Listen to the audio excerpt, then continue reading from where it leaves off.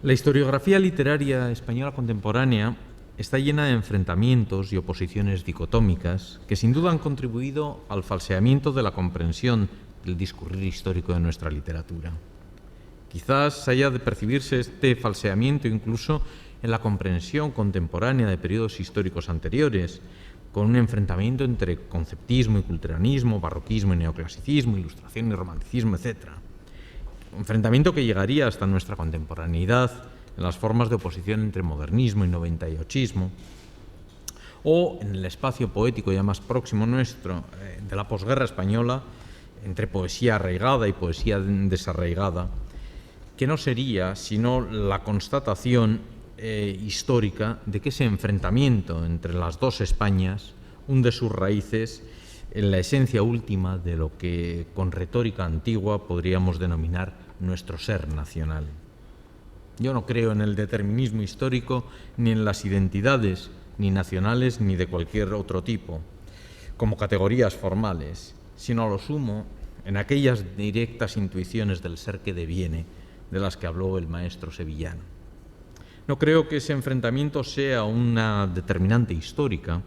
sino una construcción naturalizada en el discurso sobre nuestra historia y proyectada para lograr una perspectiva interesada que sustenta un claro discurso de poder y que naturaliza esas instancias temporales de poder, proyectándolas en el tiempo para dotarlas de una categoría eterna de la que carecen.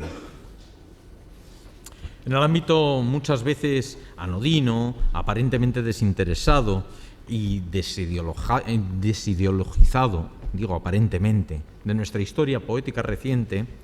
acudimos a ese enfrentamiento bipolar bien como manifestaciones simultáneas de un espíritu en conflicto, poesía social, poesía descomprometida, novísimos, antinovísimos, etc., bien como sucesiones generacionales que apostaban por perspectivas opuestas, poesía del 50 frente a poesía novísima, etc. Evidentemente, ese carácter reductivo conlleva un elemento falseador y una vertiente discriminatoria que acaba propugnando unos modelos discursivos y, por lo tanto, de poder sobre otros que quedan eclipsados, cuando no anulados. No toda la poesía de los primeros años de posguerra podía encasillarse en una vertiente arraigada y otra desarraigada. No todos los poetas de lo que por pereza conceptual seguimos llamando generación del 50 participaron del realismo social. No todos los autores que se dieron a conocer en la segunda mitad de los años 60 del siglo pasado estuvieron signados por el rasgo de un culturalismo descomprometido. Ese carácter reductivo de nuestra historiografía poética contemporánea ha hecho que dejáramos al margen del relato estético y, por lo tanto, que quedaran oscurecidos o eclipsados sus modelos discursivos y sus consecuentes propuestas de poder, numerosas voces poéticas. No es quizá el momento de establecer un elenco de los poetas más o menos desplazados de los discursos que constituyen el modelo historiográfico duro, pero a nadie se nos escapa que nombres como los de Joaquín Marco, Enrique Badosa, María Victoria Atencia, Ángel Crespo, Miguel Fernández, Rafael Guillén, Carlos Sagún, Eladio Cabañero, Félix Grande o incluso Antonio Gamoneda no han constituido hitos del discurso crítico sobre esa supuesta generación del 50 hasta hace poco tiempo, cuando así ha sido. ¿Y qué decir de las voces de Ángel García López, Jesús Hilario Tundidor o Rafael Soto Vergés? Tampoco todos dentro de la llamada generación del 68 fueron novísimos. Difícil encajar dentro de ese culturalismo aparentemente acrítico y frío la poética crónica sentimental de Manuel Vázquez Montalbán o ese surrealismo de raigambre vallejiano postista del primer Antonio Martínez Sarrión, cuyos nombres se incluyeron, en cambio, en la nómina castelletiana.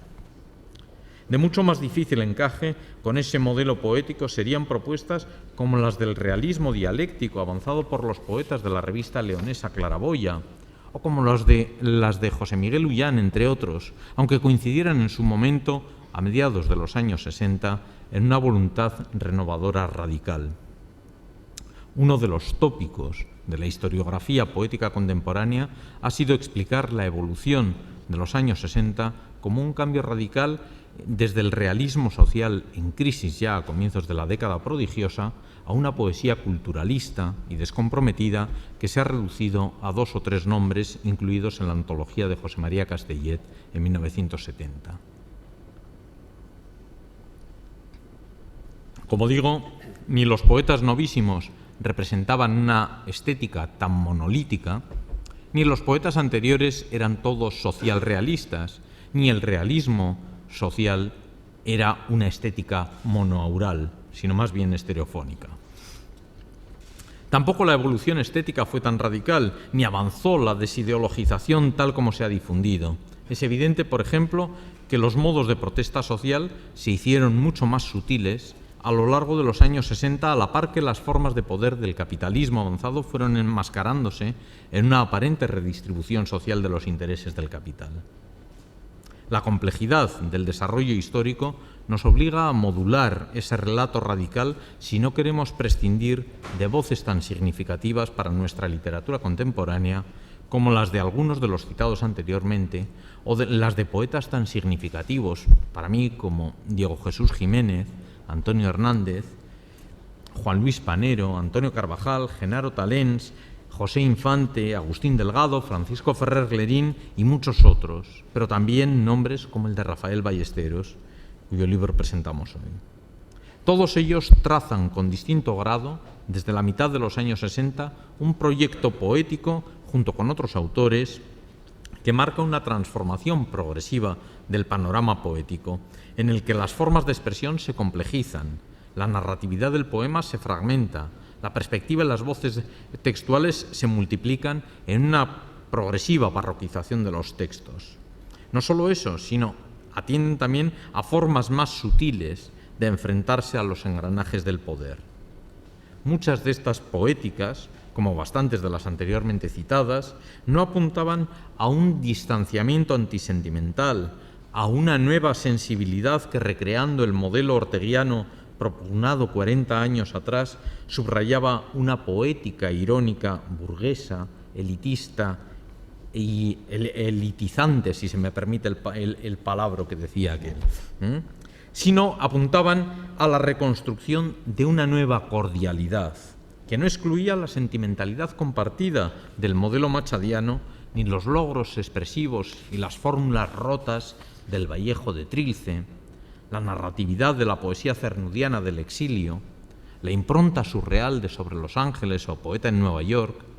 la suma de compromiso estético y político en los mejores libros de Rafael Alberti, Pablo Neruda o Blas de Otero, o el arrebato simbólico telúrico de la poesía de Claudio Rodríguez, o la indagación cognoscitiva de la poesía de José Ángel Valente.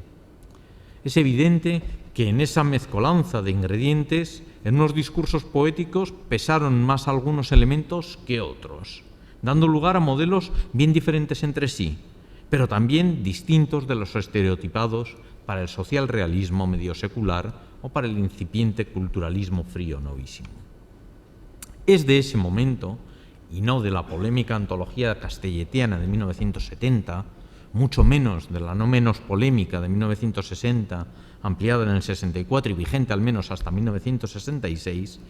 es de ese momento de donde ha de partir todo estudio que pretenda atender a la renovación estética que acontece en los años 60 y que lleva en cierto modo del compromiso al pop, sin que ambos términos resulten excluyentes. Es ahí donde ha de situarse el eje para la comprensión del desarrollo de la trayectoria poética de Rafael Ballesteros, que no rechaza entonces ni ahora las enseñanzas de la poesía de Antonio Machado, de César Vallejo, de Rafael Alberti o Blas de Otero, entre otros nombres capitales del discurrir lírico de nuestro siglo XX, o la de Gabino Alejandro Carriedo y los poetas postistas de primera y segunda hora.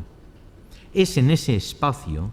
donde debe situarse el arranque de esa cordialidad lingüística que, desde la perspectiva que he definido, caracteriza su evolución en las 2 décadas que discurren entre 1990 y 2010. El origen de esa cordialidad lingüística que aúna la conciencia de una sentimentalidad compartida que se materializa en un discurso y en los estratos poéticos que éste conforma, ha de buscarse en aquellos poemas que el poeta reúne en la segunda mitad de los años 60 y que le hacen avanzar hacia una indagación que se manifiesta en un discurso cada vez más hermético, pero cada vez más transparente en su cerrazón, a partir de Turpa, y que llega al menos, de 1972, y que llega al menos hasta Numeraria en 1986.